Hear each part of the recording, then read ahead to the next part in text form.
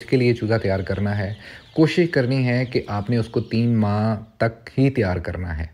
3 माह के बाद जाके बर्ड आपका फ़ीड ज़्यादा लेगा और वज़न डालना चाहिए और किस मौसम में डालना चाहिए, यहाँ पे मैं एक बात क्लियर कर देता हूँ। देखें, आपको मेरी बात से पाकिस्तान से बाहर सुनते हैं, वो इस बात की तस्दीक करेंगे कि अगर आप वहाँ पे शॉपिंग मॉल से अंडे लेने के लिए जाते हैं तो वहाँ पे डिफरेंट टाइप के अंडे आपको खाने के लिए अवेलेबल होते हैं, जिनमें ब्राउन एग। बिस्मिल्लाहिर्रहमानिर्रहीम, अस्सलाम वालेकुम दोस्तों, वेलकम टू पोल्ट्री एरियाज़। उम्मीद करता हूँ अब सब दोस्त खैर ऑफिस से होंगे। आज की इस वीडियो में हम बात करेंगे कि कौन सी ब्रीड का चूज़ा किस मौसम में डालना चाहिए ताकि जब वो तैयार हो तो हमें एक अच्छा खासा मुनाफा दे दे, जिससे हम अपने अखराजात को कवर कर सकें। मैंने पहले भी इस बात का आप दोस्तों से ज़िक्र किया था कि जब भी आप चूज़ा डालें आपको लाजमी इल्म होना चाहिए कि आप चूज़े को किस मकसद के लिए तैयार कर रहे हैं। आपने इनसे गोश्त लेना है या आपने इनसे अंडे लेने हैं या फिर आपने 1.5 2 माह के पट्टे पट्टियाँ तैयार करके मार्केट में इनको सेल करना है। तो आज हम इसी पे बात करेंगे कि कौन सा चूज़ा किस मौसम में डालना चाहिए जिससे आपको मुनाफा ज़्यादा मिल सकता है। अभी तक अगर आपने हमारा चैनल सब्सक्राइब नहीं किया तो पहले याद से उसे सब्सक्राइब करें ताकि हर नए आने वाली वीडियो आप दोस्तों तक बर वक्त पहुँच सके। नॉर्मली हम मुर्गी 2 ही मकसद के लिए तैयार करते हैं, या तो हमने उनसे गोश्त लेना होता है या फिर हमने उनसे अंडे लेने होते हैं।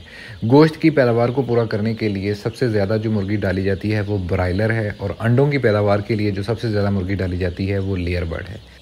ना तो ब्रायलर मुर्गी के गोश्त में वो प्रोटीन होती है जो कि एक नॉर्मल चिकन बर्ड में प्रोटीन पाई जाती है गोश्त में, और ना ही वाइट लेयर के अंडे में उतनी प्रोटीन पाई जाती है जितनी कि नॉर्मल देसी मुर्गी के अंडे में वो प्रोटीन पाई जाती है। मेरे वो दोस्त अहबाब जो मुझे पाकिस्तान से बाहर सुनते हैं वो इस बात की तस्दीक करेंगे कि अगर आप वहाँ पे शॉपिंग मॉल से अंडे लेने के लिए जाते हैं तो वहाँ पे डिफरेंट टाइप के अंडे आपको खाने के लिए अवेलेबल होते हैं, जिनमें ब्राउन एग होता है, ऑर्गेनिक एग होता है, वाइट लेयर का एग होता है, और हर अंडे के ऊपर डेट ऑफ एक्सपायरी मेंशन की होती है।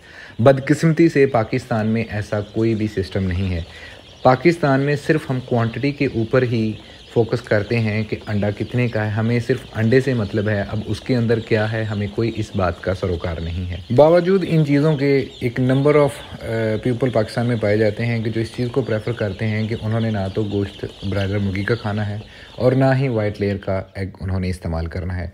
तो उनकी ज़रूरियात को पूरा करने के लिए हम कमर्शियल लेवल की जो हमारे पास दूसरी ब्रीड है हम उनका इस्तेमाल करते हैं गोश्त के लिए और अंडों के लिए। तो सबसे पहले हम बात कर लेते हैं गोश्त के लिए। अगर आपने चूज़ा तैयार करना है तो आपने किस मौसम में चूज़ा डालना है जिससे आपको ज़्यादा मुनाफा मिले। पहले नंबर पे देखें कि आप अपने जहन में ये बात रखें कि आपने जब भी गोश्त के लिए चूज़ा तैयार करना है कोशिश करनी है कि आपने उसको 3 माह तक ही तैयार करना है। 3 माह के बाद जाके बर्ड आपका फ़ीड ज़्यादा लेगा और वज़न कम करेगा। मतलब कि आज अगर आप चूज़ा डाल रहे हैं तो आपके जहन में ये बात हो कि 3 माह बाद मार्केट में गोश्त की क्या डिमांड होनी है। वहाँ पे शादियों के सीज़न चल रहे होंगे, रमज़ान में ज़्यादा गोश्त निकलता है, इसी तरह मुहर्रम में ज़्यादा गोश्त निकलता है। आपने कोशिश ये करनी है कि ईद कुर्बान के बाद या उस टेन्योर में 1-2 महीने में आपने गोश्त के लिए चूज़ा नहीं डालना। तो सबसे बेस्ट जो सीज़न होता है गोश्त के लिए वो ये है कि जब सर्दी जा रही हो और गर्मी आ रही हो तो तब गोश्त की खपत ज़्यादा होती है। इसी तरह जब गर्मी जा रही हो और सर्दी आ रही हो तब भी गोश्त की खपत ज़्यादा होती है। तो इस हिसाब ने आपने कैलकुलेट करके अपना चूज़ा गोश्त के लिए तैयार करना है। तो इस मकसद के लिए सबसे ज़्यादा जो चूज़ा डाला जाता है वो गोल्डन मिस्री का चूज़ा डाला जाता है।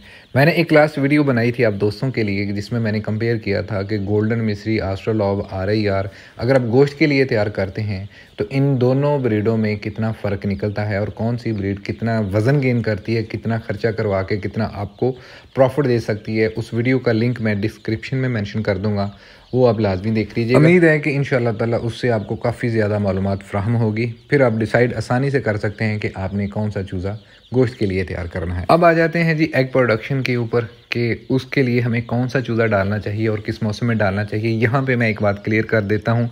देखें, आपको मेरी बात से इख्तलाफ हो सकता है, इख्तलाफ राय रखना हर बंदे का हक है, बट मैं वो रियलिटी आपको बताता हूँ जो हकीकत है। गोल्डन मिस्री मैं पहले भी कई बार कह चुका हूँ, क्योंकि ये गोल्डन मिस्री नहीं है, ये हमारे पास मुख्तलिफ ब्रीडों का क्रॉस है और हम नहीं जानते कि ये किस किस ब्रीड का क्रॉस हमारे पास पहुँचा हुआ है। तो अंडों के लिए अगर आप कोई भी मुर्गी डालना चाहते हैं तो मेरी नज़र में गोल्डन मिस्री आप डालेंगे तो कम से कम 5,000 6,000 मुर्गी आप अंडों के लिए डालेंगे तो तब जाके एक हैंडसम इनकम आपको दे सकती है।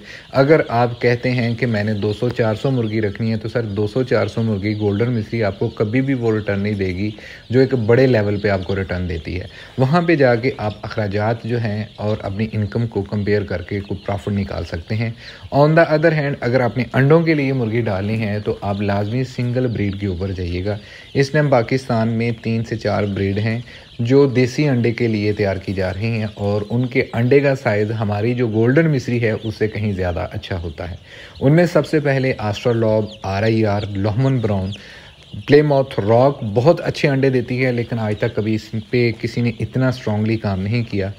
ठीक है, ये हमारे पास 4 ब्रीड हैं जो कमर्शियल लेवल की हैं, जो अंडों की प्रोडक्शन गोल्डन मिस्री की निस्बत बहुत ज़्यादा देती हैं, जबकि ख़र्चा उतना ही करवाती हैं और इनके अंडों का साइज़ भी गोल्डन मिस्री के अंडों से कहीं ज़्यादा होता है। मैंने ऑलरेडी इसके ऊपर एक वीडियो बनाई हुई है कि कौन सी मुर्गियाँ कितना खर्चा करवा के हमें कितनी इनकम दे सकती हैं। उस वीडियो का लिंक आप दोस्तों के साथ मैं डिस्क्रिप्शन में शेयर कर देता हूँ, आप लाजमी जाके वो भी चेक कर लीजिएगा कि कौन सी मुर्गी तैयार होने तक कुल कितना खर्चा करवाती है और उसके बाद हमें एक्सपेक्टेड जो इनकम है या प्रोडक्शन है वो कितनी देती है। तो खैर अब आते हैं जी, अंडों के लिए अगर हमने मुर्गी तैयार करनी है तो किस मौसम में डालनी चाहिए। देखिए, अंडों के लिए भी 2 तरह की मुर्गी तैयार की जाती है।